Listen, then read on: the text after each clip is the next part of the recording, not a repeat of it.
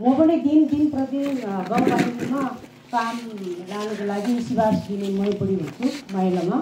त्यसमा चाहिँ हाम्रो वडा अध्यक्षले त्यो पार्टी हेरेर काम चाहिँ गरेका छैन। हामीले यो चाहिँ पार्टी हेरेर काम गऱ्यो भए चाहिँ हाम्रो डिजिटलको त्यत्रो काम चाहिँ हुने थिएन होला। सबभन्दा नै यो काम राम्रो छ। उहाँले चाहिँ गरेको कामहरूमा चाहिँ कुनै दुविधा पार्टी रङ हेरेर काम गर्नुभएको छैन। त्यसमा विशेष फेरि म मण्डल गाउँपालिका अध्यक्षज्यू हाम्रो रञ्जन कार्की उहाँ हुनुहुन्छ। जति पनि हामीले लगेको जुन यहाँबाट सिफारिस दिन प्रतिदिन वडा अध्यक्षले दिनुभएको हाम्रो कामको लागि सिफारिस चाहिँ हाम्रो रञ्जन कार्कीले पनि हाम्रो चाहिँ कामको लागि विशेष ध्यान दिएर होइन सिफारिस अनुसारको काम दिनुभएको छौँ, सुविधाहरू पाएको छौँ। त्यसको लागि चाहिँ हामी सबै सुविधा जुन सिफारिस नलिकन हामीले वडाको सिफारिस नलिकन पुगेर चाहिँ यसले गरेन, यसले सिफारिस दिएन, यो चाहिँ गरेन भन्ने चाहिँ त्यो चाहिँ होइन। हामीले पूर्ण हाम्रो वडाको सिफारिस लिएर गएको कुराहरू। मेरो नाम इन्द्रदेव भैया, नेपाल कम्युनिस्ट पार्टी एमाले 2 वडा कमिटी अध्यक्ष। मेरो चाहिँ प्रश्न भनौँ सुझाव भनौँ खेलकुद विषयमा कुरो राख्न चाहन्छु। हामीले वार्षिक रूपमा भिमान स्मृति कप पनि खेलाउने गर्ने गर्छौँ र पालिकामा पनि अध्यक्ष कप खेलाइरहेको छ। तर हामीले अहिलेसम्म ग्राउन्ड चाहिँ भने जस्तो पाएको छैन। अहिले हामी जति पनि खेलकुद गराएर भिमान कपमा तीर्थन्त प्राङ्गणमा गइरहेको छौँ। त्यसमा हामीले खेलकुद खेल्दै गर्दाखेरि त्यहाँ बनाएको चाहिँ जति पनि त्यो संरचना छ नि स्कुलको झ्यालहरू तोड्ने, फुटबल लागि पनि त्यो फुटिहाल्छ हेर्नु, वरिपरि जाली गेट बन्द हुन्छ। गेट बन्द भएपछि सबै युवा खेलाडीहरू चाहिँ त्यो जाली माथिबाट चढेर जाँदाखेरि जाली पनि सबै त्यहाँदेखि फालिसक्यो, त्यो पिल्डर पनि भाँचिसक्यो। यसको लागि चाहिँ ग्राउन्ड चाहिँ हामीलाई ग्राउन्ड चाहियो। ग्राउन्ड कहिलेसम्म हुन्छ जहिले पनि हामी त्यो स्कुलको ग्राउन्ड खेल्न सक्दैन। यो चाहिँ युवाहरूको आवाजहरू। र मेरो एउटा प्रश्न चाहिँ के भने हामीले 79को निर्वाचन हुँदै गर्दाखेरि भिमालाई चाहिँ शहीद स्मारक बनाउने भनेर भनेको थियो। तर यसको अलिकति पनि काम सुरु भएको छैन। यो कहिले सुरु हुन्छ? र एउटा कुरा चाहिँ म के राख्न चाहन्छु भने हामीले यो जति पनि अहिले यो क्रिया खर्च भने विपन्न परिवार दिन्छ नि, एकजना त्यो सर्सी ढाबमा चाहिँ नाम चाहिँ म ठ्याक्कै थाहा भएन। उहाँ चाहिँ अलिक हेर्दाखेरि त अलिक विपन्न नै हो। उहाँले चाहिँ यो मृतकदेखि सबै नागरिक फोटोकपीदेखि सबै पढाउनु भयो अरे, तर उहाँले चाहिँ रकम पाउनु भएन भन्ने कुरा पनि जानकारी आएको छ। तर के हो यो कुरा खासमा अहिले राख्नु हुनुहुन्छ। त अहिले समयले हेर्दाखेरि चाहिँ जति पनि मान्छे बिदा छ नि सबै ठाउँमा चाहिँ पानीबाट 20,000 चाहिँ दिनुभएको छ। चाहे त्यो विपन्न होस् मान्छे भनेको सधैँ मर्दैन। कुनै घरमा 50 वर्षपछि मर्दा, कुनै घरमा 30 वर्षपछि मर्दा, त्यस हिसाबले सबैले समेटेर अहिले दिनुभएको छ। सबैले दिएको छ। तर एक ठाउँमा मैले देखेन यो कुरा के हो। तर हेर्दाखेरि धेरै विपन्न भन्नु पऱ्यो भने धेरै विपन्न हो उहाँ। यो विषयमा चाहिँ अलिक प्रश्न बाँकी हुन हस्। धन्यवाद। ठिक छ, यो विषय अहिले अध्यक्षले सम्बोधन गर्न होला। मैले सबैलाई दिएको जस्तो चाहिँ मलाई लाग्दैन। मापदण्ड होला त्यसको, केही विपन्नताको मापदण्ड होला भन्ने लाग्छ। धन्यवाद छ। अरू साथीहरूको सबैको केही छ अरू बाँकी होइन भने हामी जवाफ लिन्छौँ। जवाफ लिइसकेपछि कार्यक्रम सकिन्छ। उता दाइको हात उठेको छ।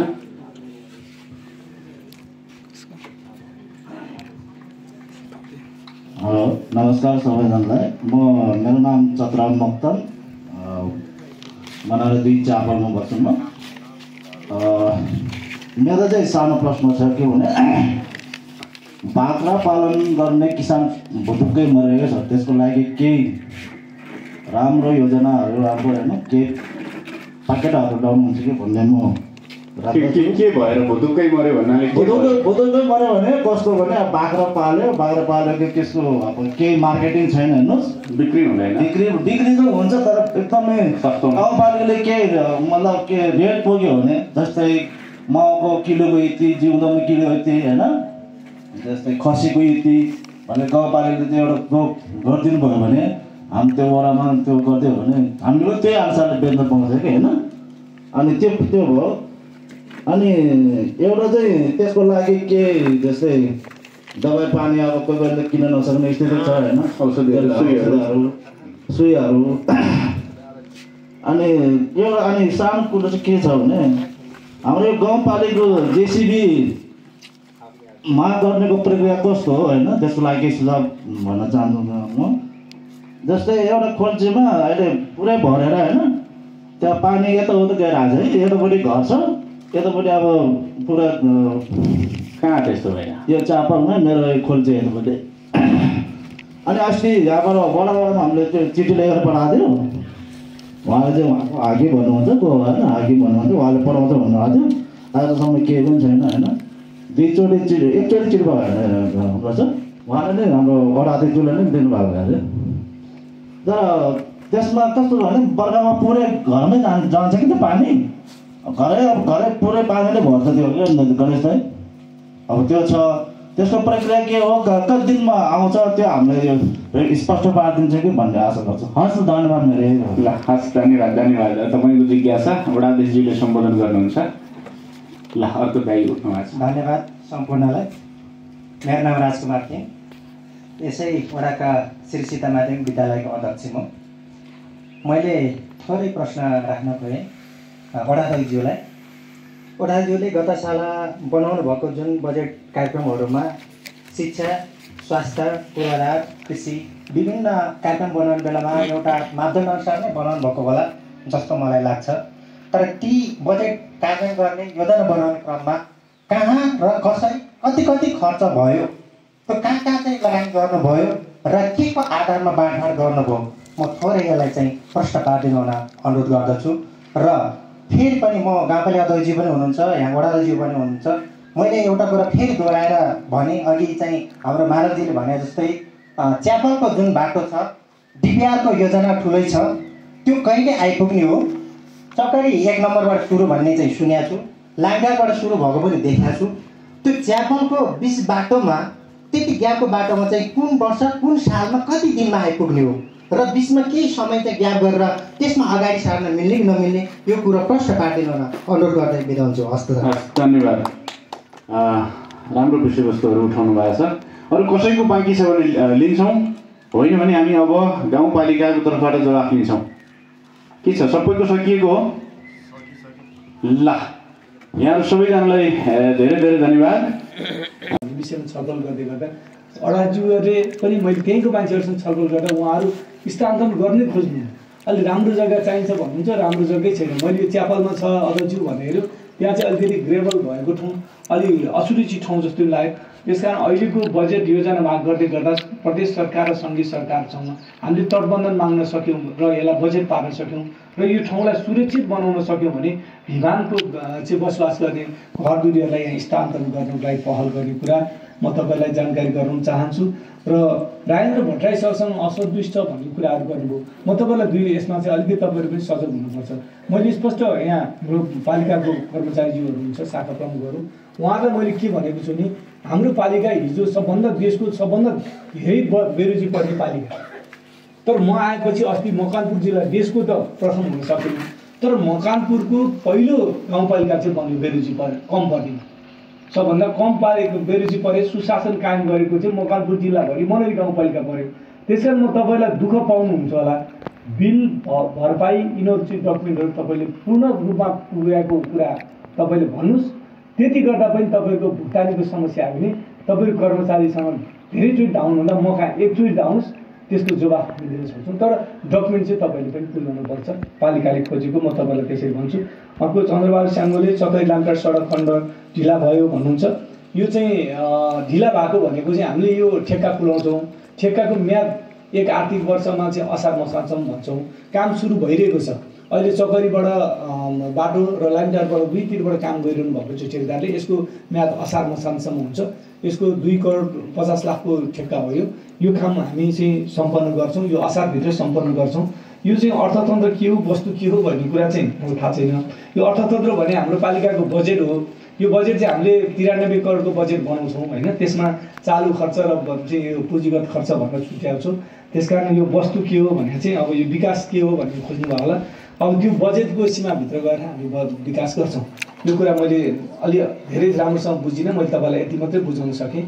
र यो भीमबहादुर गोलेज्यूले कर्णचोकबाट चाहिँ बर्खायाममा धेरै गाह्रो हुन्छ, यही वडाको बाटो, यो ढलान कहिले हुन्छ भनेर सोध्नुभयो। अब तपाईँलाई यसपालिको बजेटमा वडालाई पनि म जानकारी गराउन सक्छु, तपाईँले सिलिङ बजेट छुट्याउँदै गर्दा यो बाटोलाई नछुट्याउनुहोस्। तपाईँको बजेटको अवस्था हेरेर नपुगेको ठाउँमा गाउँपालिकाले पनि यसलाई समन्वय गरेर यसपालिको नित्यता कार्य बजेट बनाउँदै गर्दा तपाईँको माग सम्बोधन गराउँछु भन्ने कुराहरू मैले यो सार्वजनिक सुनाइ कार्यक्रममा प्रतिबद्धता गरेँ।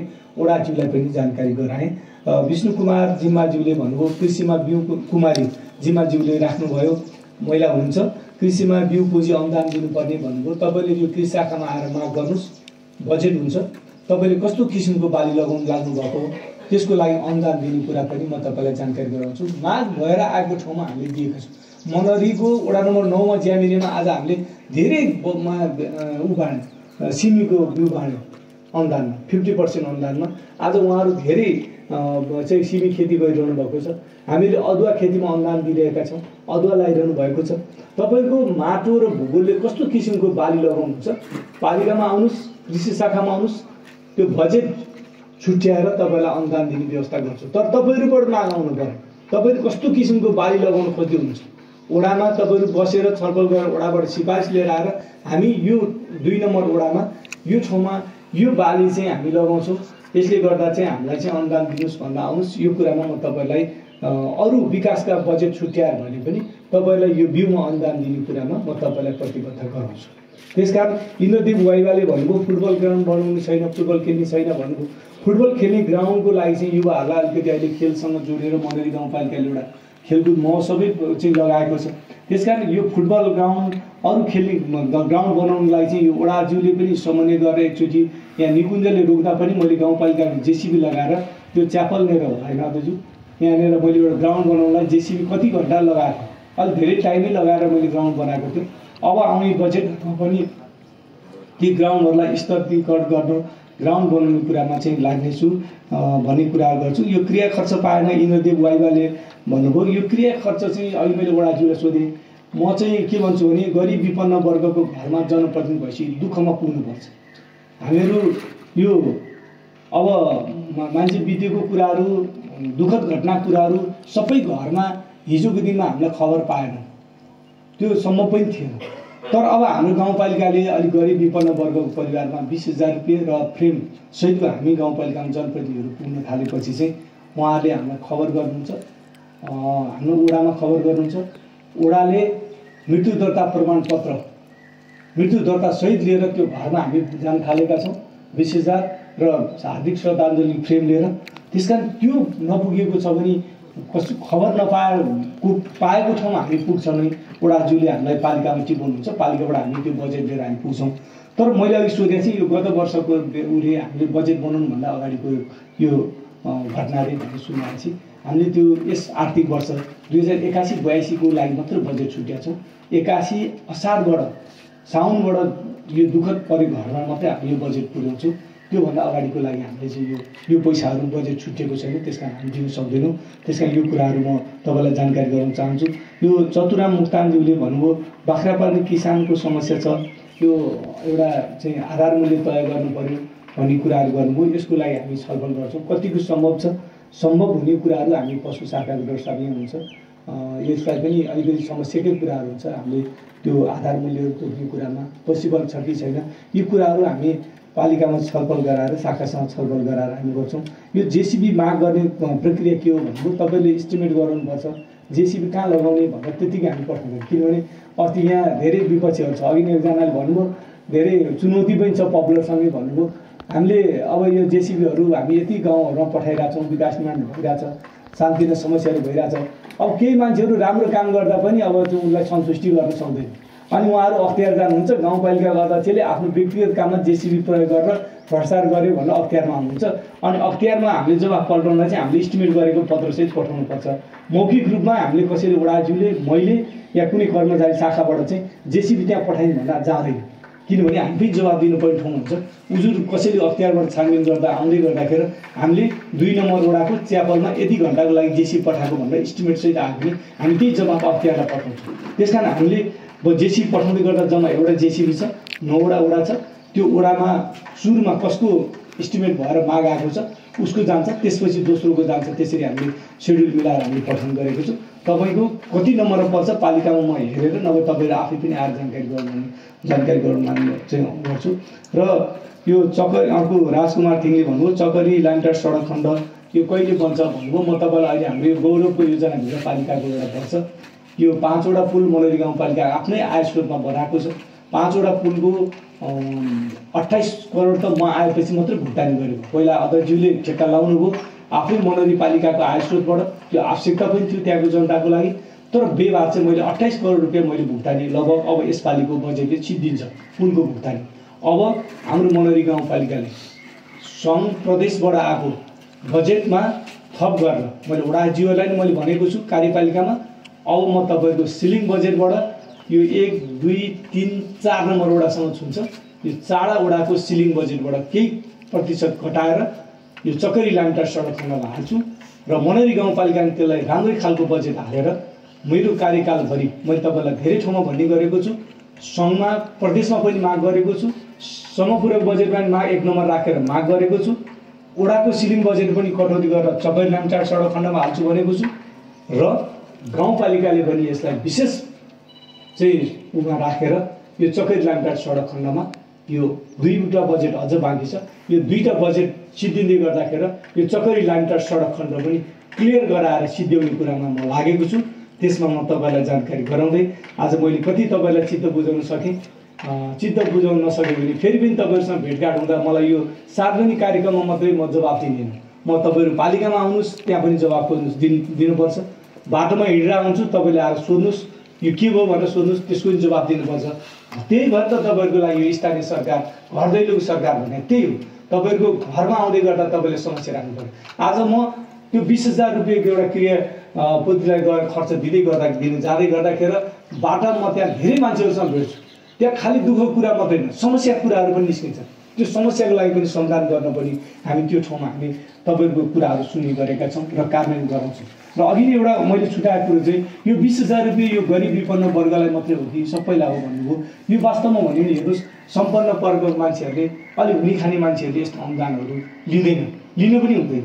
यो 20,000 रुपियाँ खास ठुलो रकम पनि हो, तर जसको एकदमै निम्न स्तरको व्यक्तिहरू हुन्छ, एकदम तल्लो स्तरको हुन्छ, घरमा 2 चाक खान गाह्रो भएका हुन्छन्, त्यो ठाउँमा पुगेर हामी 20,000 दिँदै जाँदाखेरि यति ठुलो राहत दिए जस्तो लाग्छ उहाँहरूको अवस्था हेर्दै गर्दाखेरि।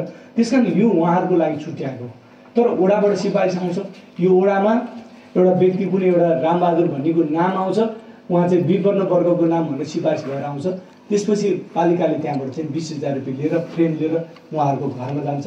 त्यो अलिकति आर्थिक सम्पन्न हुने व्यक्तिहरूको घरबाट यस्तो सिफारिसहरू आउँदैन, हामीले दिँदैनौँ। त्यस कारण चाहिँ हामीहरूले त्यो घरमा गएर घरको फोटो खिचेर म सबै घरमा किन पुगिरहेको छु भने म यो घरको काहीँ वडा अध्यक्षहरूले काहीँ कसैको प्रलोभन पर्छ, यो चाहिँ के छ भने अलिकति विपन्न वर्गभित्र नपर्ने परेको होइन, उहाँ यस्तो अनुदान मिसयुज भयो कि भन्दा अहिलेसम्म त्यस्तो भेटेको छैन, विपन्न वर्गभित्रै बाँडिरहेको छु।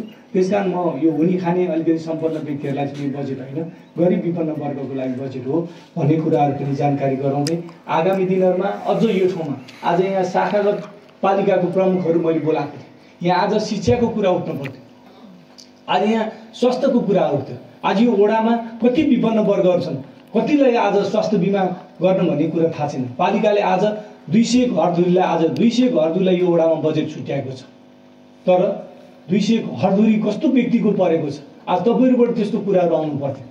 आज गरिब विपन्न वर्गको नाममा चाहिँ स्वास्थ्य बिमा छैन, गरिबको नाम गरेर हुने खानेले आज स्वास्थ्य बिमा गरेको छ, 3500 पुर्याइरहेका छन्, तर तपाईँले त्यो कुराहरू उठाउनु भएको छैन।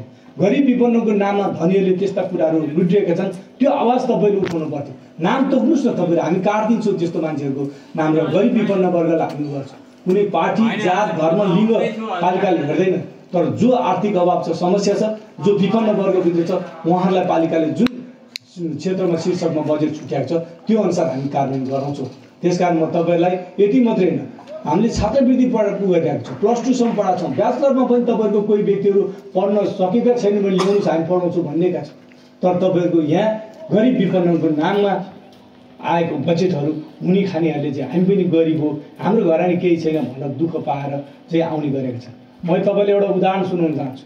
एउटा चाहिँ स्टुडेन्ट, मैले नाम नतोक, एउटा स्टुडेन्ट छात्रवृत्ति लिन आउनुभयो, मैले सोधेँ तपाईँलाई यो छात्रवृत्ति के को लागि थाहा छ भन्नुभयो, अलिक गरिब विपन्न वर्गको लागि भनेर चाहिँ थाहा थियो भन्नु। अनि तपाईँ घाँटीमा यत्रो 2 तोला जतिको सिक्री लाउनुहुन्छ, मोबाइल हेऱ्यो भने यत्रो 1 लाखभन्दा माथि बोकेर आउनुहुन्छ, अनि तपाईँले चाहिँ लाज मान्नु पर्दैन? यो तपाईँले छात्रवृत्ति मागिरहँदा एउटा गरिब परिवारको छोराको चाहिँ छात्रवृत्ति खोज्नुभएको छ, तपाईँले बुझेर आउनुहोस् यस्तो ल्याउनु भनेर गर्दै गर्दा म यो छात्रवृत्ति लिन अदाज्यू भनेर फर्केर जानुभएको घटना मैले तपाईँलाई सुनाएँ। यो हिम्मत यो खालको कुराहरू चाहिँ ओडाले या तपाईँको समाजमा हुने यस्ता कुराहरू भन्दा सार्वजनिक गर्नुपर्छ। यस्ता व्यक्तिहरूको नाम तपाईँले गरिब विपन्न वर्गको नाममा लिएको छात्रवृत्तिहरूको नाम आज ओडाले सूचना पार्टीमा गाउँपालिकाको सूचना पार्टीमा फेसबुक सामाजिक सञ्जालमा हाल्दै गऱ्यो भने अर्कोपल्ट चाहिँ यी व्यक्ति यस्ता व्यक्तिहरू समाजमा गरिब परिवार विपन्न वर्गको लागि छुट्याएको अनुदानहरू लिन आउन रोक्छ। यो हामी सबैको दायित्वभित्र कुरा हो। त्यस कारण हामी सबै मिल्यो भनेदेखि हामीले यो बजेटहरू जुन शीर्षकमा छुट्याएको बजेटहरू छ त्यो अनुसार हामी कार्यान्वयन गर्न पाउँछौँ। त्यसकारण मैले आज यहाँ 2 नम्बर वडाको भीमबहादुर स्याङथान गरिब परिवार भन्न सिफारिस गरेर आउँदै गर्दा भीमबहादुर गरिब परिवार हो कि हुने खाने परिवार भने मलाई छुट्याउन गाह्रो हुन्छ। ओडाले छुट्याउन सक्नुहुन्छ। ओडाले अझ म त अझ भन्छु यो स्वास्थ्य बिमाहरू अब टोल कमिटीमा जाँदैछ। टोल कमिटीबाट तपाईँले भाग लाउनुहोस्। 200 घरधुरीमा तपाईँको ओडामा 10 वटा 11 वटा कतिवटा टोल कमिटी छ। त्यो टोल कमिटीबाट सिफारिस आएका व्यक्तिहरूलाई तपाईँले चाहिँ स्वास्थ्य बिमा गराउनुहोस्। अनि मात्रै गाउँपालिकाले ती व्यक्तिहरूको नाममा स्वास्थ्य बिमाको पैसा हाल्छ भन्दा अब हामीले त्यो खालको एउटा कार्यक्रम ल्याइरहेको छौँ। एउटा टोलमा हुने खानेको पहुँच भएको आधारमा तपाईँको चाहिँ यहाँ चाहिँ हुने खानेले पनि बजेट के अरे बिमाको रकम पाउने, तर गरिब विभागका व्यक्ति चाहिँ वासीहरूले त्यो पनि हाम्रो 2 नम्बर वडाका वासीहरू उहाँको भागमा स्वास्थ्य बिमा परेको परेन। कति दलित हुनुहुन्छ, कति सीमान्तकृत वर्गका चाहिँ व्यक्तिहरू हुन्छ, उहाँले त्यो स्वास्थ्य बिमाको रकम गाउँपालिकाले पाउने कि नपर्ने पाउनुपर्छ। गरिब विपन्न वर्गका व्यक्तिहरूले पाउनुपर्छ। चाहे त्यो क्षेत्री बाहुनै किन्नुहोस्, यो वडामा त क्षेत्री बाहुनै 2 घर कि 3 घर भन्ने छैन, तर पनि गरिब छ भने पाउनुपर्छ। त्यसकारण म तपाईँलाई अन्तमा तपाईँहरू सम्पूर्ण पनि यो सजग हुनुपर्छ। आज थोरै सङ्ख्यामा चाहिँ उपस्थित हुनुभयो। भोलिको दिनमा अझ यस्ता कुराहरू धेरै समुदायमा बसेर यस्ता गाउँपालिका नीति तथा कार्यक्रमहरू तपाईँलाई जानकारी गराउनु पायो भने यो वडामा अझ राम्रो हुन्थ्यो भन्ने कुरा जानकारी गराउँदै यो ठिक्क सही टाइममा चाहिँ आज सार्वजनिक सुनाइ भएको छ। नीति तथा कार्यक्रम बजेट ल्याउने प्रदेश सङ्घ र पालिकाले ल्याउने छ। तपाईँको गुनासोलाई सम्बोधन गरी पालिकाले बजेट आगामी दिनमा ल्याउने कुराहरू प्रतिबद्धता व्यक्त गर्दै म आफ्नो भनाइ अन्त्य गर्छु। हस्, धन्यवाद, नमस्कार। भव्य रूपमै यहाँको उल्लेख्य सहभागिता रह्यो भन्ने मलाई लागेको छ र जति पनि हामी सहभागी भयौँ थोरै सङ्ख्यामा देखिरहेछौँ, तर एकदमै अर्थपूर्ण सहभागिता रह्यो। सबै साथीहरूले प्रतिनिधिमूलक हिसाबले सबै क्षेत्रलाई समेटेर प्रश्न जिज्ञासाहरू राख्नुभयो, यहाँहरूलाई धन्यवाद छ। र हामीले गरेको सर्वेक्षण लिएको एक्जिट पोलबाट पनि प्राप्त भएका केही कुराहरू छन्, त्यो चिजहरू पनि हामी गाउँपालिकालाई बुझाउने नै छौँ। त्यसबाट पनि गाउँपालिकाले आफ्नो आगामी कार्ययोजनाहरू निर्माण गर्दै जानेछ, गाउँपालिकाले त्यसलाई पनि सम्बोधन गर्नेछ भन्ने विश्वास पनि हामीलाई छ भन्दै अब कार्यक्रमको अन्त्यमा छौँ। वडा अध्यक्षज्यू बोल्न बाँकी हुनुहुन्छ, उहाँले पनि तपाईँहरूको उठेका कुराहरूको जवाफ दिनुहुनेछ। वडा अध्यक्षज्यूलाई म समय दिन्छु, सँगसँगै कार्यक्रमको समापन पनि उहाँले नै गर्नुहुनेछ। त्यसभन्दा अगाडि मैले यहाँहरू सबैलाई धन्यवाद दिँदै कार्यक्रम सञ्चालनको दौरानमा त्रुटिहरू भएका छन् भने यहाँहरूसँग म क्षमा माग्छु, क्षमा प्रार्थी छु। सँगसँगै सार्वजनिक सुनवाई सञ्चालन गर्दै गर्दा हामीले अपनाउनु पर्ने सबै खालका विधि प्रक्रियाहरू अवलम्बन गरेका छौँ र सार्वजनिक सुनवाईमा हामीले गर्नुपर्ने कार्यविधिले निर्धारित गरेको सबै किसिमका विधिहरू हामीले अपनाएर यो सार्वजनिक सुनवाई सम्पन्न गरेका छौँ र यो सार्वजनिक सुनवाईमा सहभागी भइदिनु हुने यहाँहरू सबैलाई धेरै धेरै धन्यवाद, सबैलाई धेरै धेरै आभार व्यक्त गर्दै आफ्ना सम्बोधनसहित उठेका प्रश्न जिज्ञासालाई पनि सम्बोधन गरिदिनु हुन र आजको यो सार्वजनिक सुनवाई कार्यक्रमलाई समापन गरिदिनु हुन निम्ति म मनहरी गाउँपालिका 2 नम्बर वडा कार्यालयका वडा अध्यक्ष आदरणीय राजकुमार पाखरिनज्यूलाई आग्रह गर्दै यो सार्वजनिक सुनवाईको सहजकर्ता म ज्ञानेन्द्र तामाङ पनि बिदा हुन्छु। हस्, धन्यवाद।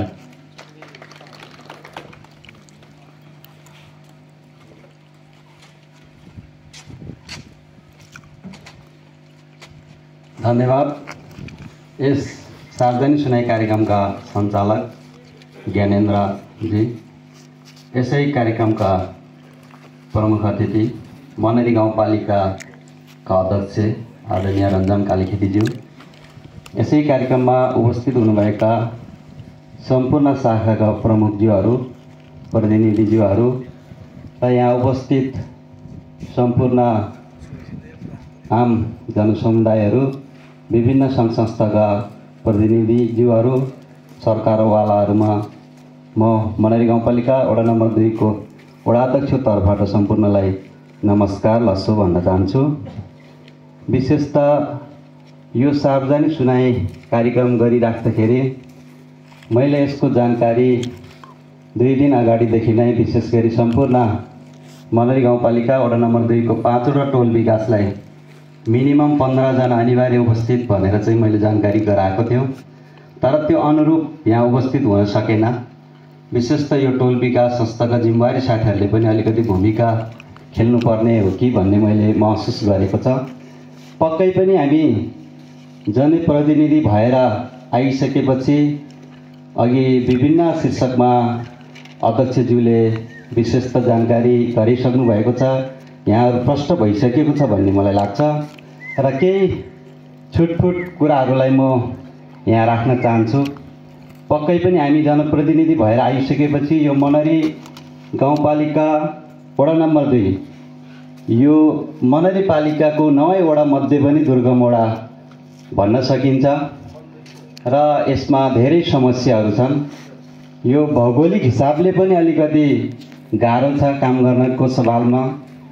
च्यापलदेखि भिमानदेखि चाहिँ यता झिल्यान लगायतका ठाउँहरू अलि दुर्गम खालको ठाउँहरू छ।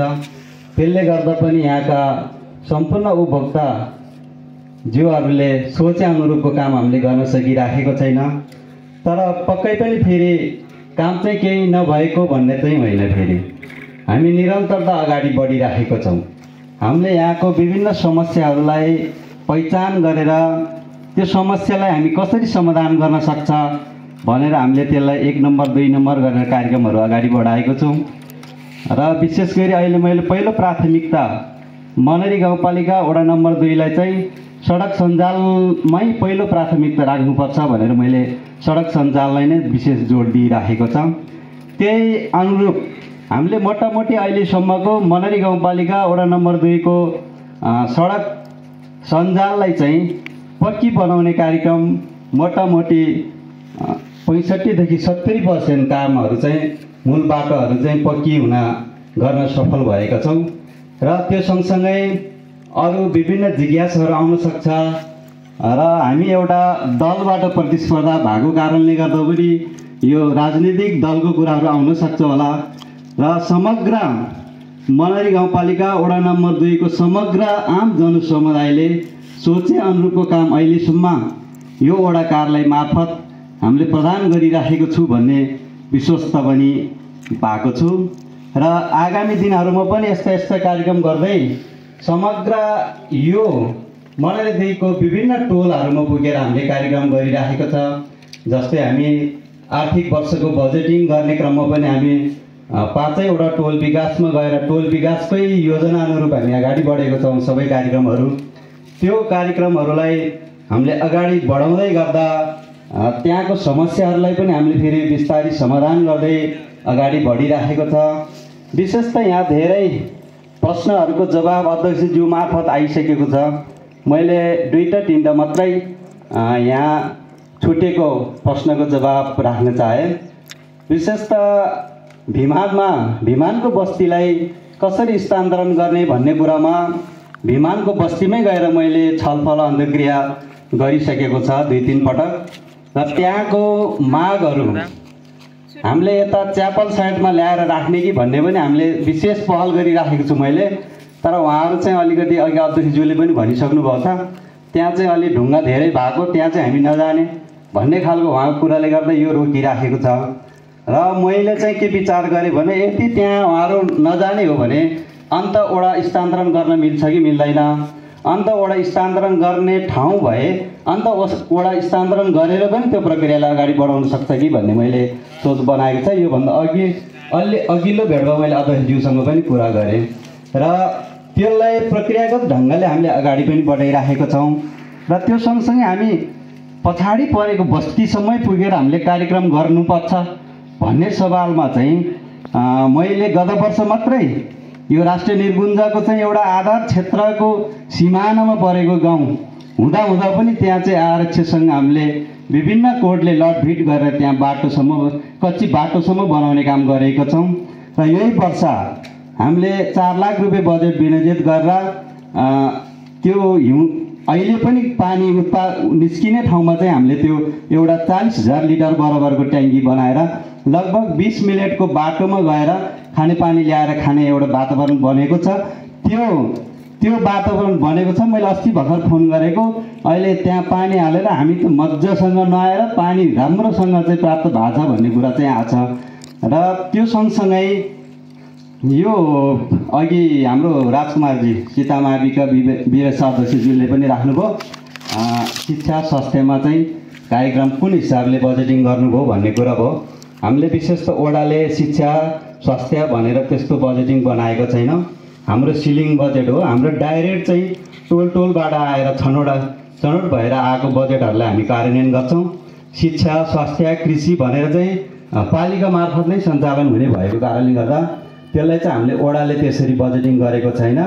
र ओडाबाट हामीले त्यहाँ बजेटिङ गर्न नसके पनि गत वर्षमा चाहिँ सामाजिक विकास मन्त्रालय अन्तर्गतबाट त्यहाँ विद्यालयको निम्ति भनेर 10 लाख, सीतामावी 10 लाख, तिरिरङ्ग प्रावि हामी आफैले पहल गरेर त्यहाँ कार्यक्रम हाल्न सफल भएको छ।